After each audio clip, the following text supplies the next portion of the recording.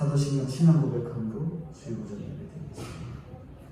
전능하사 천지를 만드신 하나님 아버지를 내가 믿사오니 그의 아들 우리 주 예수 그리스도를 믿사오니 이는 성령으로 잉태하사 동정녀 마리아에게 낳으시고 본디오 빌라도에게 고난을 받으사 십자가에 못 박혀 죽으시고 장사한 지 4일 만에 죽은 자 가운데서 다시 살아나시며 하늘에 오르사 전능하신 하나님 우편에 앉아 계시다가 저리로서 산 자와 죽은 자를 심판하러 오시리라. 성령을 믿사오며 거룩한 공예와 성도가 서로 교통하는 것과 죄를 사하여 주시는 것과 몸이 다시 사는 것과 영원히 사는 것을 믿사옵나이다. 아멘. 기도하겠습니다.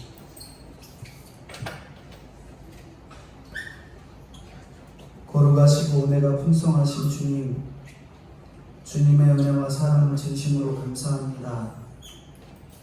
주님을 바라보고 예배하고 찬송할 수 있는 기회를 저희들에게 허락하시고 여러 우중 가운데서도 주님을 바라보며 예배하는 것을 우선 삼을 수 있는 저희들이 되게 하신 주님, 주님의 은혜와 사랑을 진심으로 감사합니다. 저희들이 세상 가운데 수많은 으뜸이 되기를 원하지만 주님께서 기뻐하시는 으뜸, 날마다 천국을 바라보는 으뜸이 되어 믿음이 더 견고하게 되며 하나님께서 기뻐하시고 주님을 증거하고 주님을 드러내는 저와 성도인들 될 수 있도록 주님 은혜로 함께하여 주시고 인도해 주옵소서. 특별히 코로나 바이러스로 인해 수많은 교회들이 힘들고 어렵고 고통 가운데 있습니다. 주님 불쌍히 여기사 빨리 이 문제가 해결되어 주님께 예배하는 일에 어려움 없도록 주님 은혜 가운데 함께하여 주시고 지켜주시옵소서. 이 시간도 저희들에게 필요한 말씀으로 채워주사 하나님이 저희들에게 꼭 말씀해 주시고자 하는 귀한 말씀이 들리는 귀한 시간 되도록 시종을 친히 주관하여 주시옵소서. 주님 아버지 앞에 모든 것을 맡겨드리오며 거룩하시고 은혜가 풍성하신 예수님의 이름으로 기도드리옵나이다. 아멘.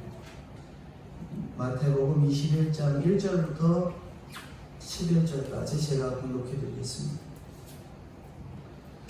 그들이 예루살렘에 가까이 가서 감람산 벳박에 이르렀을 때에 예수께서 두 제자를 보내시며 이르시되 너희는 맞은편 마을로 가라. 그리하면 곧 매인 나귀와 나귀 새끼가 함께 있는 것을 보리니 보러 내게로 끌고 오라. 만일 누가 무슨 말을 하거든 주가 쓰시겠다 하라.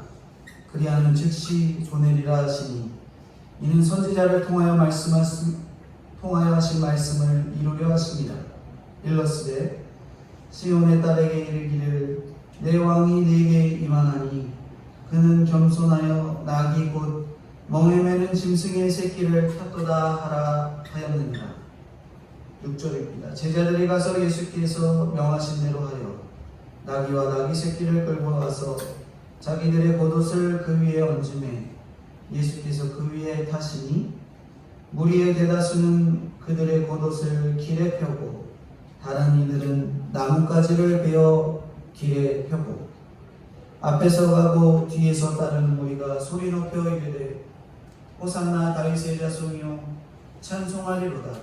주의 이름으로 오시는 이여 가장 높은 곳에서 호산나 하더라. 예수께서 예루살렘에 들어가시니 온 성이 소동하여 이르시되 이는 누구냐 하거늘 무리가 이르되 갈릴리 나사렛에서 나온 선지자 예수라 하니라. 아멘.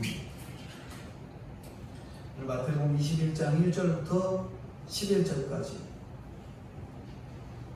예수님께서 예루살렘에 들어가시는 본문인데 예수님께서 예루살렘에 들어가실 때 나귀를 타고 들어가신다 이렇게 말씀하십니다. 근데 나귀를 가져올 때 그 나귀 주인이 왜 이걸 가져가냐 말하면 뭐 하겠다 이렇게 말하래요. 주께서 쓰시겠다 말하라고 그러잖아요. 오늘 말씀의 제목은 하나님이 이런 사람을 쓰신다 하는 내용으로 오늘 본문을 살펴보겠습니다. 오늘 우리도 주님께서 쓰시겠다 할 때에 즉시 보내고 쓰임받는 인생들이 다 되어야 되겠습니다. 이 내용을 통해서 하나님이 이런 사람을 쓰신다는 내용을 살펴볼 텐데, 지금 이 시대에 오늘 저희는 하나님께서 하나님을 믿고 예수 그리스도를 믿음으로 실제적으로 보면 정말 하나님이 다 개천에서 용났다 하는 인생이 다 되었죠. 예수님 믿게 되니까 정말 개천에서 용난 인생이 되었습니다. 하지만 주님이 쓰시는 인생은 억지로 그렇게 고생하는 용이 아니라 자발적으로 쓰임받는 용이죠. 우리가 자발적으로 쓰임받는 인생이 되어야 됩니다. 이런 사람은 하나님께서 그렇게 쓰시죠.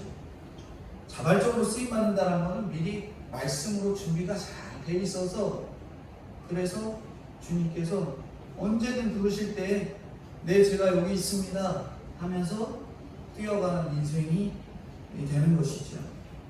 오늘 하나님께서 쓰시는 사람에 대해서 세 가지로 말씀을 전해드릴 텐데, 첫 번째로 하나님이 쓰시는 첫 번째 사람은 고정관념을 뛰어넘는 자를 하나님께서 쓰신다라는 거죠. 1절인데 1절 한번 읽어주시겠어요? 그들이 예루살렘에 가까이 가서 감람산 벳박에 이르렀을 때 예수께서 그 제자를 보내시며 네. 감람산은 성경이 많이 기록되어 있지만, 특별히 다윗이 그의 아들 압살롬이 반역했을 때에 눈물을 흘리면서 건넌 기드론 시냇가가 있는 산이 바로 감람산입니다. 이 산에서 예수님의 사역도 시작되었고 예수님의 제자들이 예수님의 부활도 보았습니다. 마태는 메시아 사역 중에서 가장 중요한 십자가 사역을 6장에 걸쳐서 말씀하시는데, 예수님이 메시아임을 숨기신 것은 십자가 사역을 방해할까봐였고, 주님의 교회에서 일꾼이 된 자들을 조금이라도 더 훈련을 시키기 위함이었다라는 것이죠. 그리고 이제 결정적인 메시아 사역이 다른 것이 아닌 이 오늘 본문에 나오는 감람산에서 시작이 됩니다. 예루살렘 시가지는 약 200에서 300m 정도 높이에 있고요. 오늘 본문에 말하는 감람산은 800에서 한 900m 고지에 있는 이 지역입니다. 그리고 거기에 올라가서 예수님은 예루살렘 그곳을 이렇게 쭉 내려다 보면은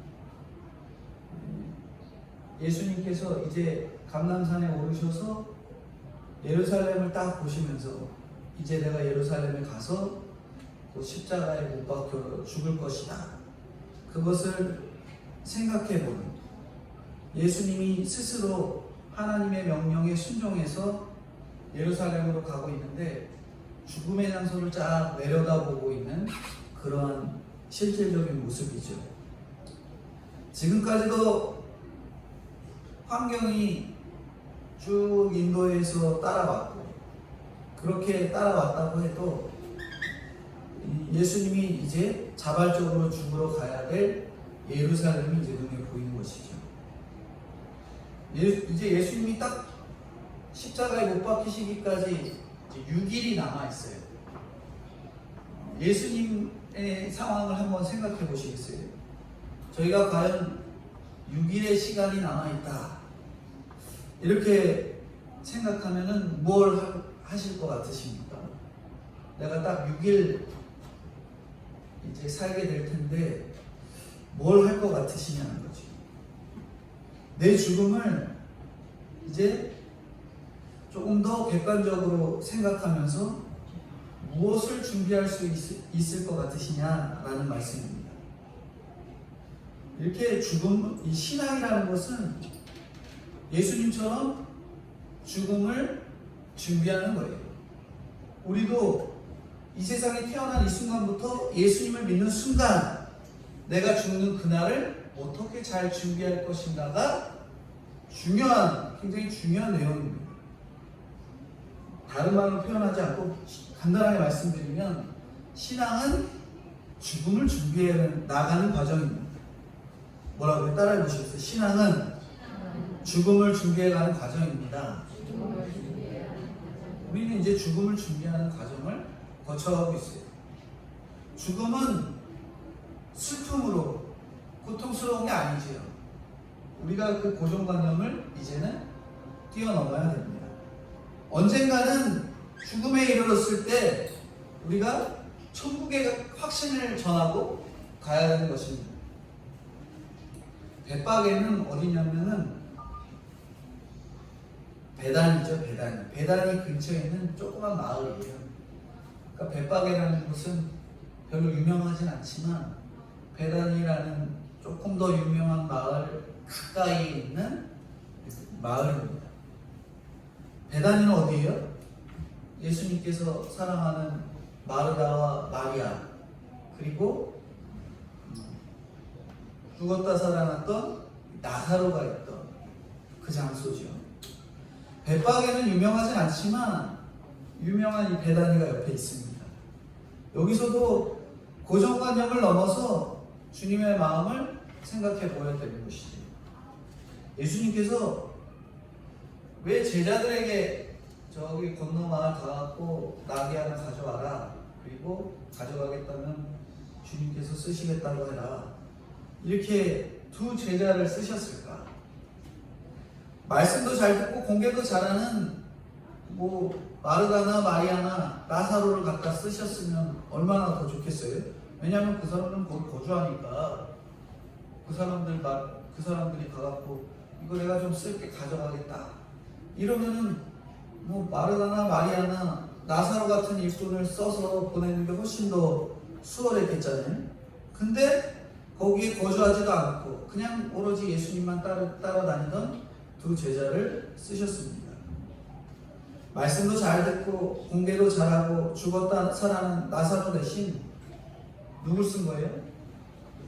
부자 청년이나 부러워하던 제자들을 사용했다라는 것이죠. 제자들보다 마리아의 가정, 제자들과 이 마리아의 가정의 차이가 무엇이냐면 뭐예요? 제자들하고 마리아 가정의 차이 뭐예요? 죽었다 살아나도 이 마리아의 가정의 나사로는 주님을 따르는 제자가 되지 않고 자기의 자리를 차지하고 있잖아요. 하지만 제자들은 어때요? 모든 걸 내려놓고 뭐 한 거예요? 예수님을 따랐다라는 것이죠. 죽었다가 살아났다고 제자가 되는 건 아닙니다. 제자들은 이상한 소리를 해도 끝까지 주님하고 같이 했잖아요. 그래서 제자들을 끝까지 모시고 경험케 하시고 자기의 교회를 맡기시려고 일거리나 전도거리나 양육거리나 상담거리를 끊임없이 제자들한테 주십니다. 그렇다고 마리아 가정이 완전히 쓰임받지 않았다, 그렇게 말은 하지 못하죠. 문제의 가정의 자녀들, 딴소리하는 제자들도 쓰임을 받는다고 우리가 생각할 수 있습니다. 우리가 딴소리를 해도 주님이 말씀하시면 알아듣는 것이죠. 이렇게 누구는 쓰고 누구는 안 쓰고가 아니라 순종하는 사람도 말 잘 안 듣는 사람도 다 쓰십니다. 근데 2절에 가보면 2절 한번 같이 읽겠습니다. 이르시되 너희는 맞은편 마을로 가라. 그리하면 곧 매인 나귀와 나귀 새끼가 함께 있는 것을 보리니 풀어 내게로 끌고 오라. 제자들이 맞은편 마을로 가라 하셨는데 이건 역시 이 고정관념을 뛰어넘는 말씀이죠. 왜 마리아 집이 아니라 맞은편 마을에서 나귀를 가져오라 말씀하셨을까 하는 것이죠. 주님께서 두 제자를 보냈는데 주님께서 보내는 자는 혼자 가도 안 되고요. 이성간에 가도 안 되고 증인이 되어야 하기 때문에 두 제자를 보내십니다. 증인이 되었기 때문에 이 내용이 기록이 된 거예요. 혼자서 가갖고 주님께서 쓰시겠다고 말했다. 자기는 그렇게 했는데 증인이 없잖아요. 그렇게 말했는지. 하지만 두 명을 보내서 증인이 되게 하고 주님께서 가서 이런 저런 말을 하면 그 사람들의 반응이 이러면 또 예수님이 이런 말을 하라 그랬다 했더니 가갖고 그대로 한 거를 두 사람이 고스란히 겪은 거예요. 그리고 그 두 사람이 경험한 대로 성경에 기록을 한 것이죠. 증인이 있다는 것입니다. 맞은편 마을 생각지도 않은 곳에 하나님께서 쓰일 것이 있는 거예요. 당연히 마리아 가정이 쓰임받을 줄로 생각하지만 주님은 생각지 않은 곳에서 제자들을 보냅니다. 그래서 항상 주님의 인도를 우리가 기다려야 하는 것이죠. 이 사람이 나를 돕지 않겠지 해서는 안 되고 오늘도 주님의 음성을 우리가 들어야 됩니다. 동네 이름도 어디다 이름이 지명이 써있는 게 아니라 뭐라고 말해요? 나귀 가지러 가는 데가 어디예요? 맞은편 마을. 성경에는 그렇게 기록합니다. 맞은편 마을에 있는 것이 고작 이렇게 맞은편 마을에 있는 것이 고작 이렇게 자기 환경에 매여서 순종하는 나귀인 거예요. 주님이 지금 잘하는 사람보다 가능성이 있는 사람을 쓰십니다. 어미가 매여 있어도 그 어미의 순종을 본 나귀를 쓰시는 거예요. 우리가 어떤 환경에서도 내가 순종하는 것을 본 자녀들이 쓰임을 받습니다. 내가 그런 거예요. 내가 어머니가 있고 자녀가 있으면 제가 자녀들 앞에서 어머니 아버지에게 순종하는 모습을 보이면 자연스럽게 자녀도 저에게 순종하는 모습을 보이게 된다는 것이죠. 제자들도 그런 과정을 거칩니다. 그리고 나귀들도 마찬가지입니다. 어떤 환경에서도 내가 순종하는 것을 본 자녀들이 쓰임을 받는다는 거죠. 부모가 어떻게 이웃을 대하는지, 남편이 아내를, 아내가 남편을, 부모님이 할머니, 할아버지를, 그것을 보고 그대로 따라가게 되는 거죠. 세베대 아들처럼 세베대 아들의 그 어머니지, 어머니처럼 주여 주여 하면서 주님을 따른다고 쓰임 받는 게 아닙니다. 그래서 잘 매여 있어야 되는 거예요. 잘 매여 있는 것이 주님께 쓰임 받는 조건입니다. 우리가 평범하게 잘 묶여 있는 것이 평범을 넘어선 비범이죠.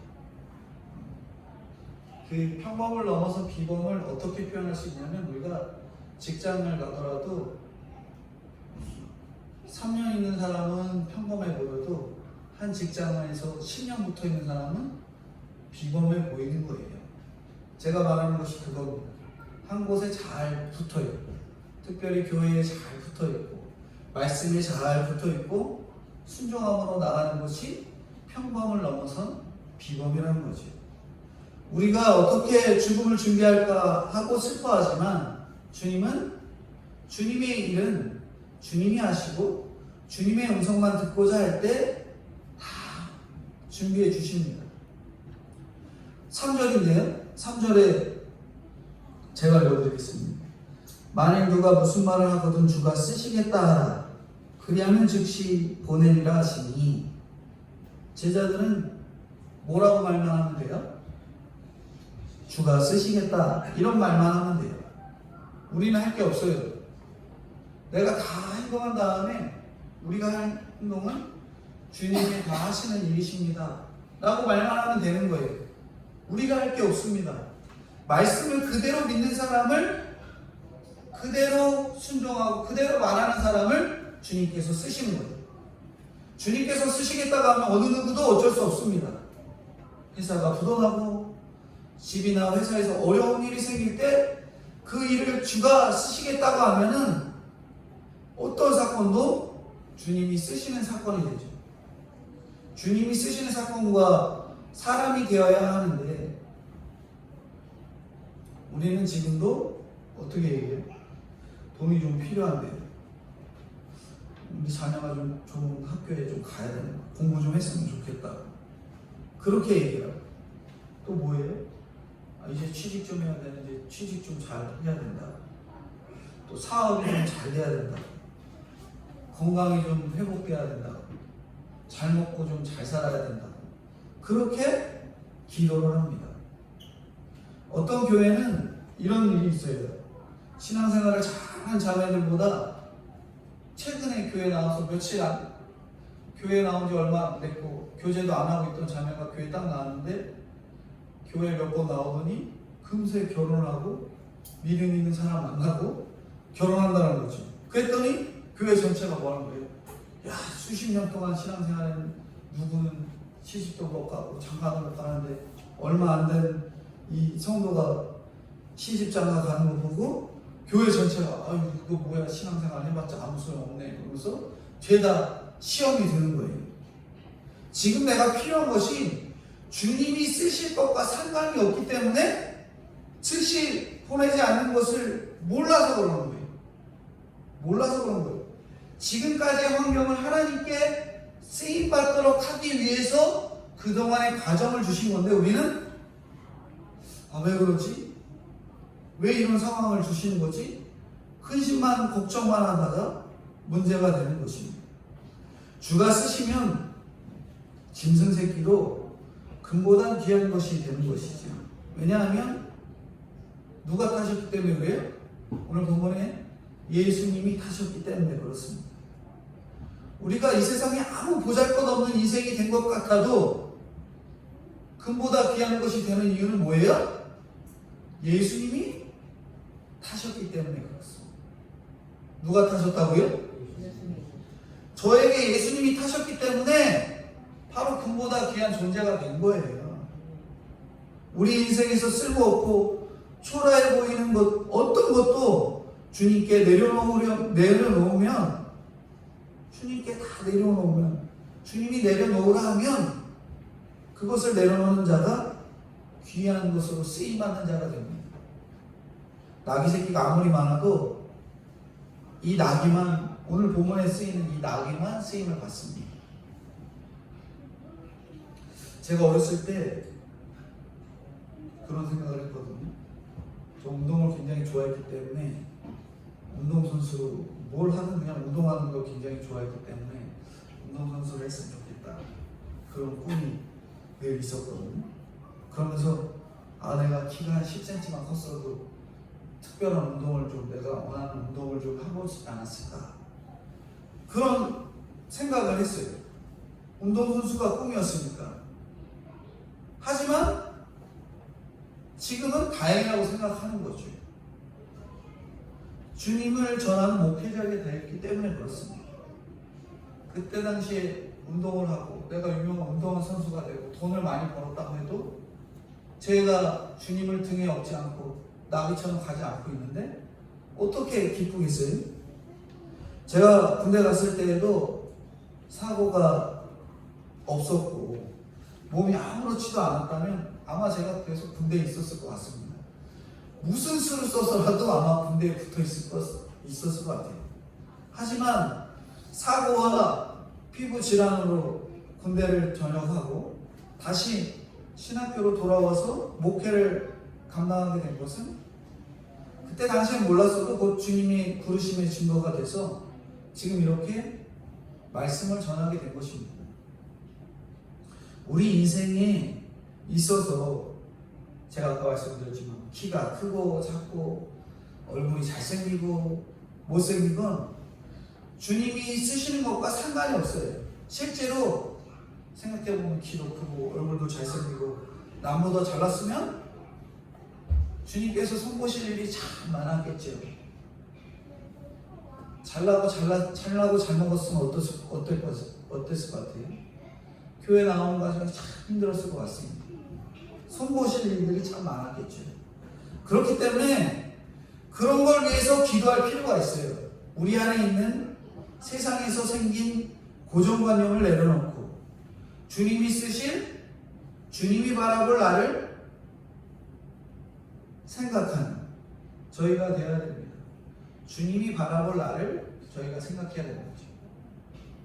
이 첫 번째 고정관념은 내가 잘 먹고 잘 살면 신앙생활 잘했겠지가 아니라 잘 먹고 잘 살았으면 더 힘들게 주님 믿었을 것 같아요.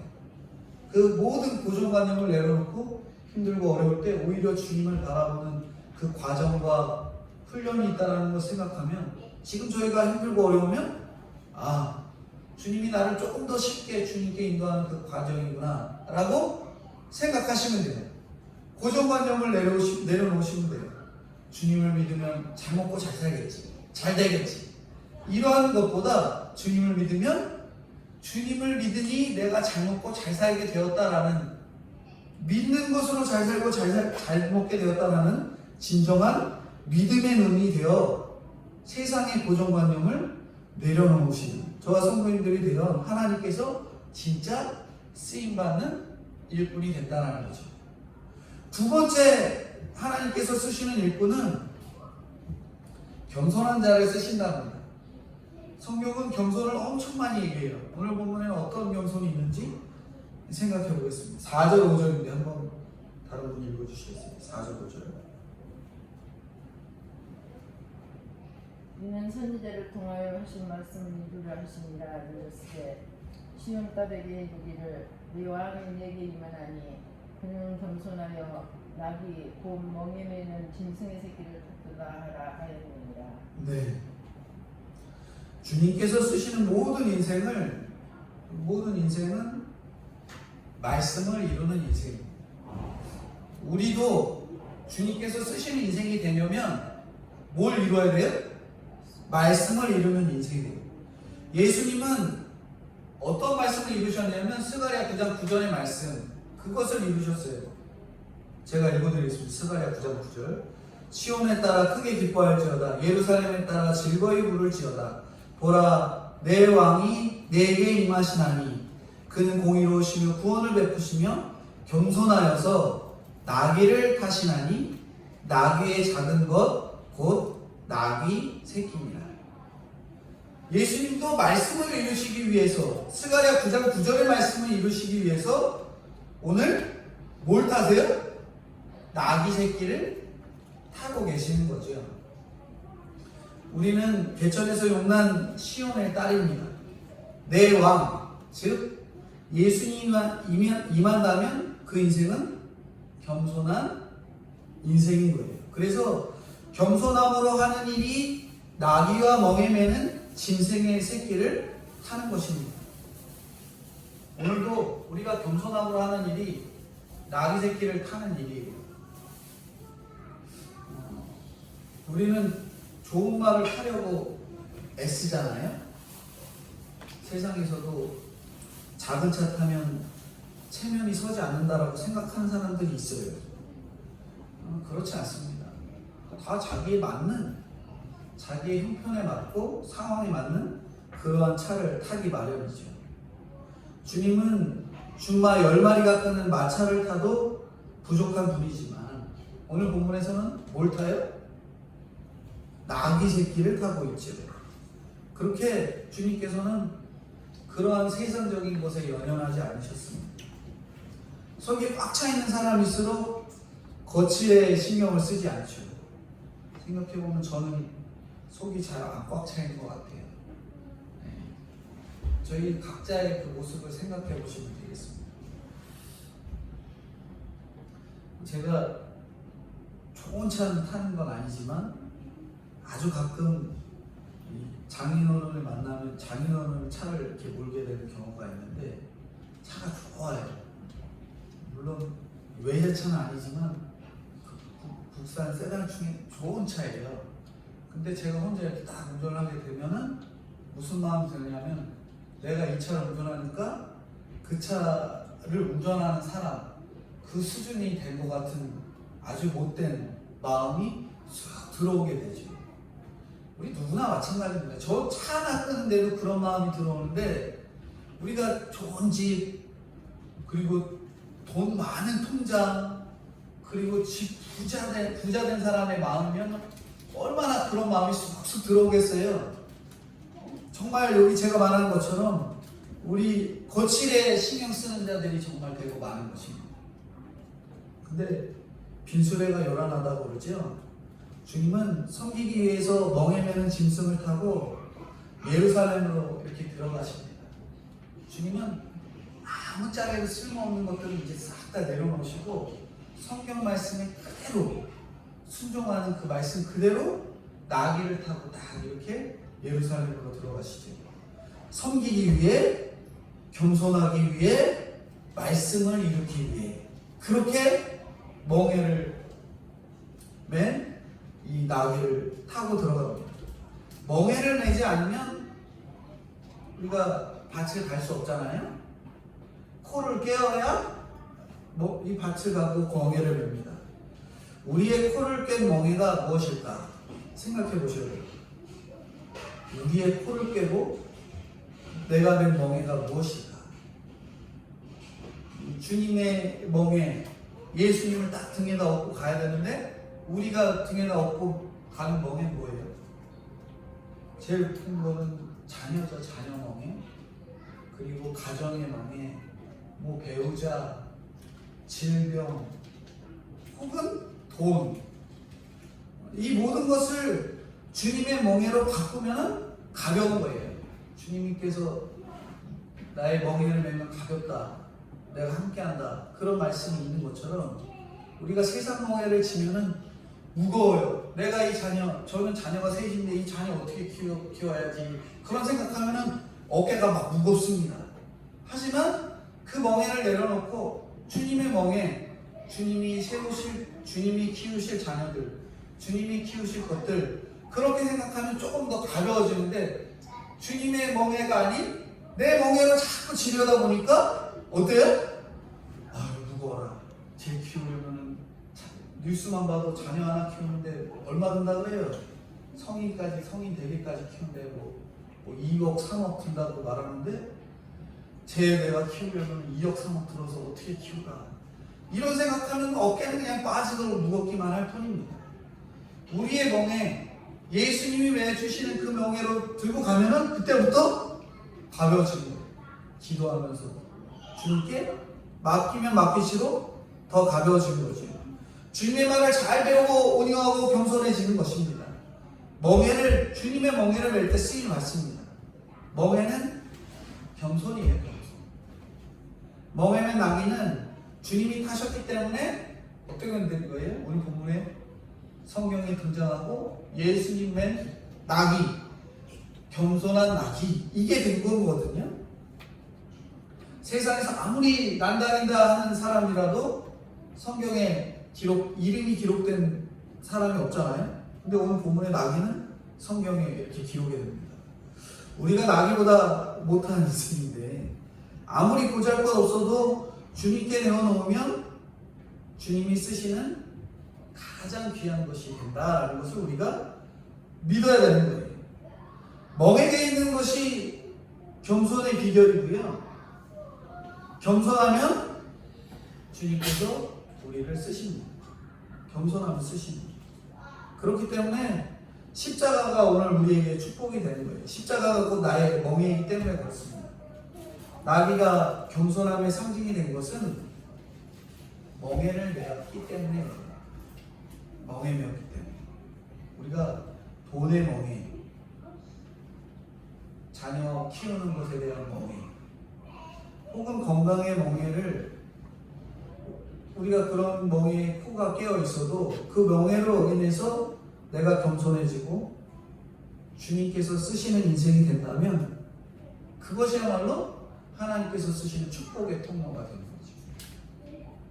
이제 아까는 그냥 그런 멍에가 그냥 막 힘들고 어렵다 이런 것으로만 받아들이지 않고, 이제는 주님이 나에게 이러한 자녀를 주시고 내 어깨에 메워주시고 그리고 주님이 나를 그렇게 이끌어 가신다라고 확신이 들면 그 멍에가 이제 가벼워지기 시작하는 거예요. 내가 질병이 들었다. 그래서 나는 죄 지어서 이렇다. 내가 하나님 앞에 합당히 서지 않아서 그렇다. 이게 아니에요. 오히려 병에 들렸다 해도 하나님이 나를 이 병으로 인해서 쓰시려고 하는구나 라고 하면은 이 멍에가 어떻게 되는 거예요? 가벼워지면서 하나님 앞에 회개하고 신앙생활이 더욱 적극적으로 나아가게 되는 거죠. 우리가 막 나는 이 질병이 왜 걸렸어? 내가 그동안 신앙생활을 엉망으로 해서 그런 게 아닐까? 그 상황에 있는 것은 쉽게 말하면 우리가 1단계, 2단계, 3단계로 생각해서 신앙 수준 이 정도라고 하잖아요. 우리가 내가 그동안 신앙생활 제대로 하지 않고 엉망했구나 하는 것은 여기 1단계 수준에 머무는 거예요. 2단계, 3단계 나가면은 그것이 나의 멍해가 되고 그 멍해가 주님이 함께 하시는 멍해가 되어 가벼워지는 멍해가 되어서 더욱더 자라나는 그런 축복의 통로가 되어 나아가는 인생이 되는 거죠. 그러면서 질병의 멍해, 자녀의 멍해는 가벼워지게 되는 겁니다. 그게 가벼워져야 되는 거예요. 그러나 우리에게는 멍해를 결정할 권한이 없어요. 저는 이 정도 멍해는 감당할 수 있습니다 하면서 자녀 한 명 정도는 제가 감당할 수 있어요. 그러면서 자녀 한 명만 낳고 싶습니다. 그래갖고 제가 한 명만 낳으려고 하니까 한 명만 낳는 거예요? 그게 아니잖아요. 저도 2명만 낳고 싶었어요. 근데 하나님이 주신 3명의 자녀를 주셨습니다. 저는 이 정도 병에 걸리면 감당할 수 있습니다. 해갖고 저는 이 정도 병만 주시면 안 될까요?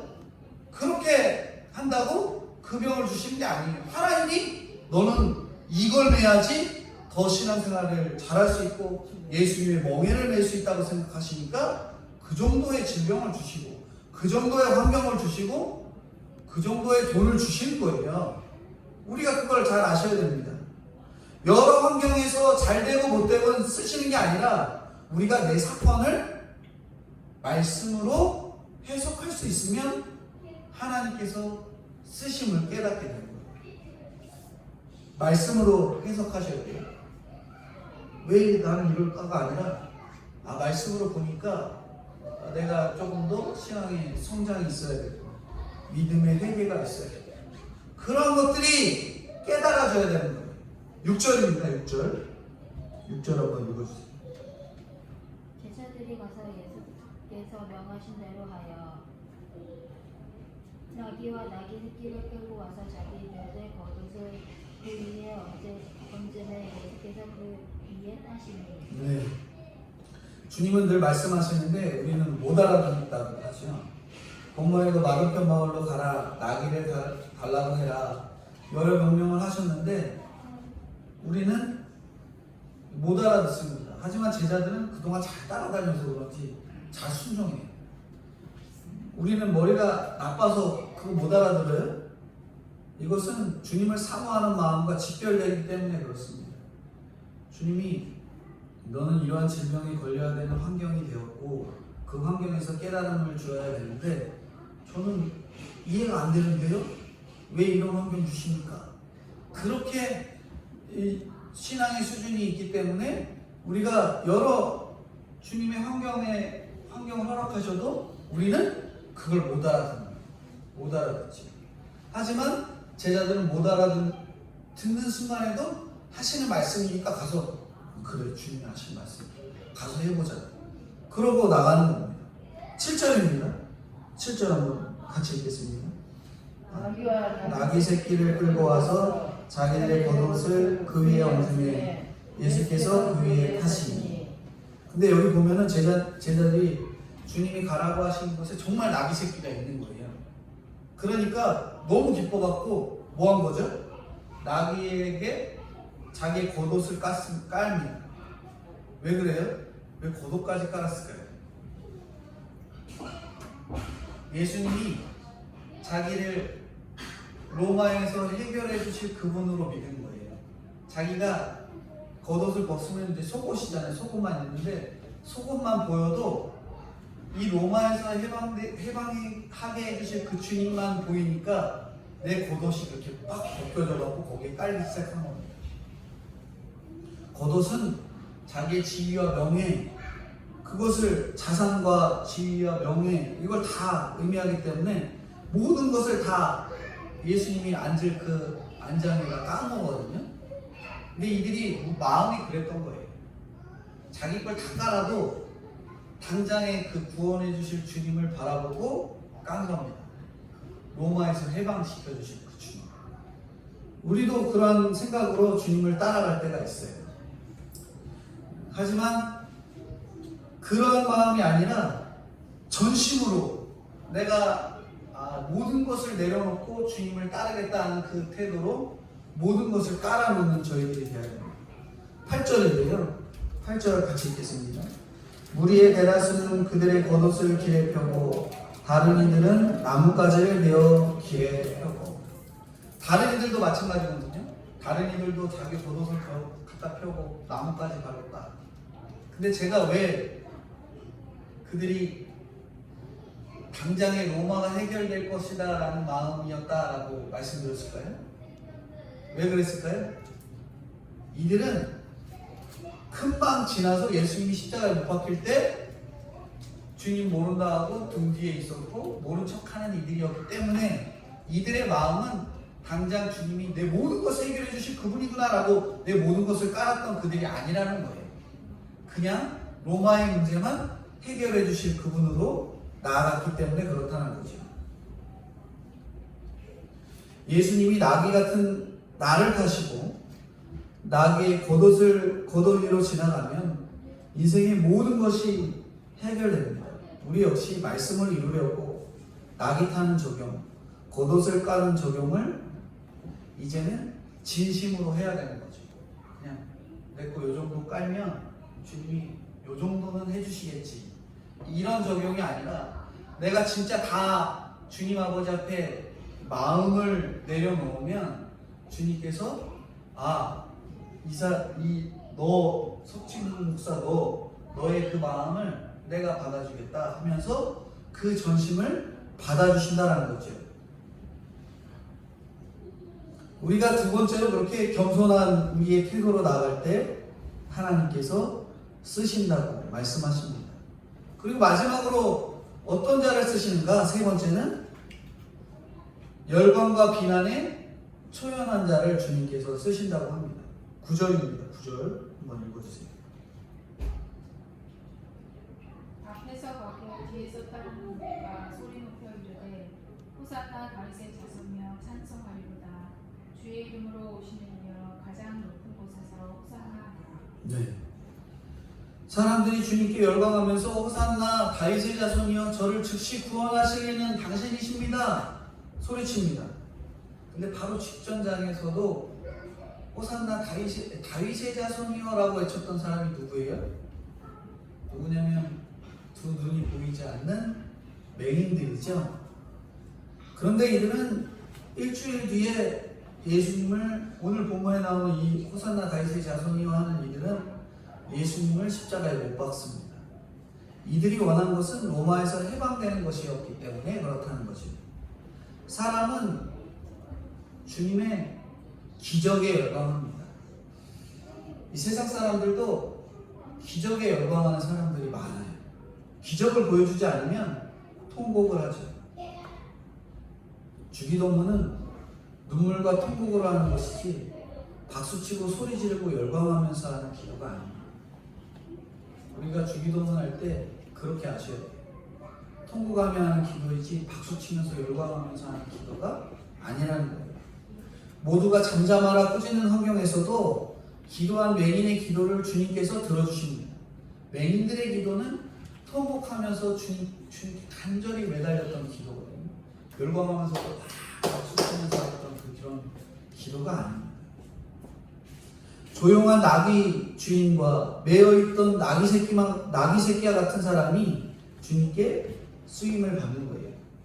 열광과 비난에 초연한 사람을 우리 주님께서 쓰시는 거예요.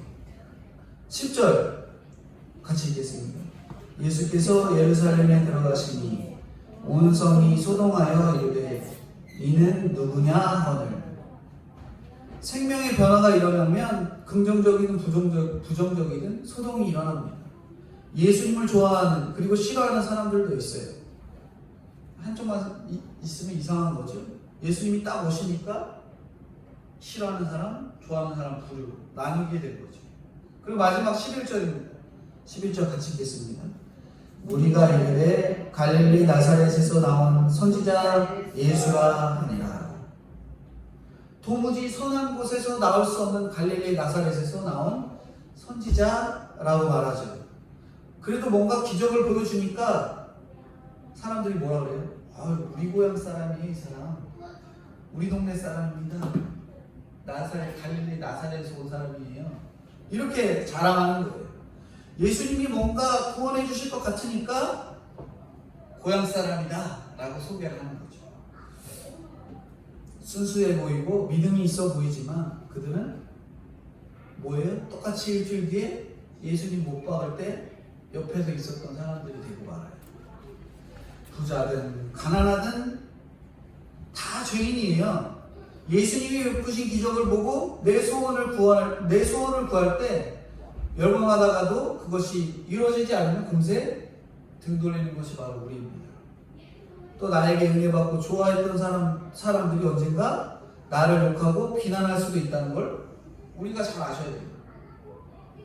그럴 때 소동하지 않고 겸손히 제자리를 지키는 자가 바로 주님이 쓰시는 자입니다. 우리는 그냥 그 자리, 주님이 하신 그 명령대로 내가 내 위치를 지키는 것.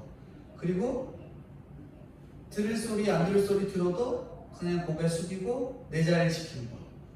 어제 뉴스에도 교회에서 확진자가 나왔다고 나오지만 우리가 그 뉴스 보면서 이게 아니라 참고 우리는 그냥 예배하는 것, 내 자리 지키는 것. 겸손히 내 자리 지키는 것. 그것이 주님께서 쓰시는 사람입니다. 결론이네요. 오늘 우리 인생에 예수님처럼 열쇠가 남았다면 뭘 하실까 생각해 보셔야 됩니다. 내가 죽음을 바라보고 있으면 칭찬과 비난에 연연하지 않고 담담하게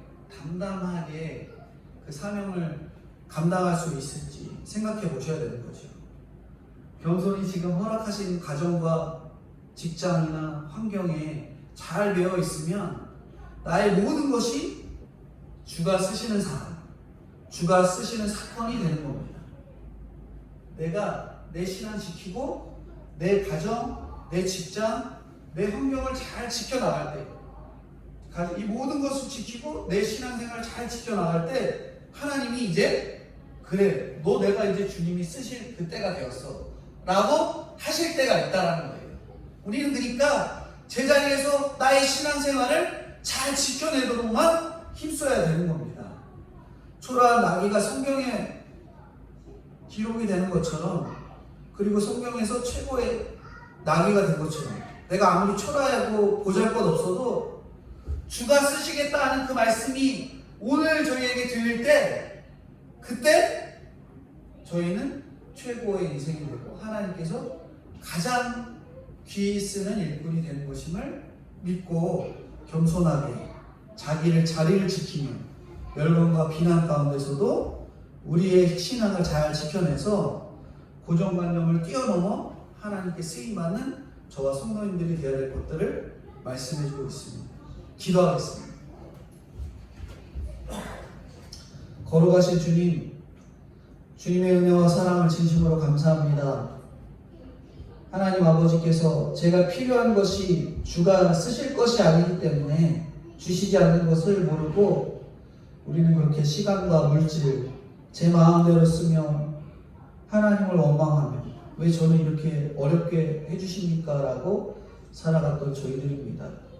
오늘 저희 멍해가 저희를 겸손하게 하는 것임을 깨닫는 저희들이 되게 하시고 주가 쓰시려는 합당한 멍해를 주신 줄 아는 저희가 될 수 있도록 은혜로 함께하여 주시고 인도해 주시옵소서. 저희 욕심의 겉옷을 깔고 죽음에 이르는 겸손을 허락하여 주셔서 칭찬과 비난에 초연하지 못하고 늘 간담이 높고 정신을 잃었던 저희들을 불쌍히 여기시고 오늘 주님이 주신 말씀대로 나의 멍에가 주님의 멍에로 바뀌지 않게 하시고 우리가 자녀와 직장에 사업에 건강에 매여 있어도 환경이 풀리지 않아도 주님의 영으로 풀리길 원하오니 주님 저희를 인도하여 주셔서 은혜 가운데 붙들어 주시옵소서. 주님 전국적으로 산사태 경보의 위험 상태의 신호가 아침부터 문자로 왔습니다. 주님 하나님께서 주시는 경보가 이 문자와 같음을 저희는 깨닫습니다. 오늘 저희들의 신앙 상태가 언제든지 무너질 수밖에 없는 저희들의 상태임을 깨닫고 늘 조심하고 오히려 더 견고히 하고 무너지고 산사태가 일어나지 않도록 우리가 가서 저희들의 신앙을 더욱 견고히 하고 세워낼 수 있는 저와 성도님들 될 수 있도록 은혜를 함께하여 주시옵소서. 코로나 바이러스 가운데서도 저희는 끝까지 믿음을 잘 지켜내서 흔들리지 아니하고 나와 하나님과의 관계를 더욱 견고히 쌓아나가는 저희들이 되게 하시고 코로나 백신이 빨리 개발되어서 주님의 앞에 예배드리는 일이 너무나도 편안하고 기쁘고 찬송하며 많은 사람들이 주님께 나와 예배할 수 있는 어려움 없도록 주님 함께하여 주시고 인도해 주시옵소서. 차별금지법이 제정되지 않도록 주님 은혜로 함께하여 주시옵소서. 세상이 너무나도 말도 안 되는 환경에 초연해지고 정말 사람들이 이 동성애라는 것을 말도 안 되게 바라보고 있지만 저런 것 돼도 안 돼도 상관없어 하는 눈으로 바라보는 현 시대가 되고 말았습니다. 주님 불쌍히 여겨주시고 돼도 안 돼도가 아니라 하나님의 말씀에 어긋난 일이 제정되지 않도록 주님 저희 먼저 앞서서 기도하는 하나님의 일꾼들이 되고 나아가 그러한 일들이 제정되지 않도록 주님 불쌍히 여겨주시고 인도해 주옵소서. 낙태법 또한 제정되지 않아서 하나님 한 생명이 천하보다 귀한 것을 저희들이 깨닫고 기도함으로 하나님께서 기뻐하시지 않는 법들이 제정되지 않도록 주님 은혜로 함께하여 주시고 인도해 주옵소서. 감사드리옵고 걸어가시고 은혜가 풍성하신 예수 그리스도의 이름 받들어 기도드리옵나이다. 아멘. 기도하겠습니다. 지금은 우리 주 예수 그리스도의 은혜와 아버지 하나님의 무한하신 사랑하심과 성령님의 교통 감화 인도하심이 주님께서 기뻐하시며 쓰시기에 부족함 없는 저와 동심교회 성도님들의 머리 위에 영원토록 함께 계실지어다. 아멘.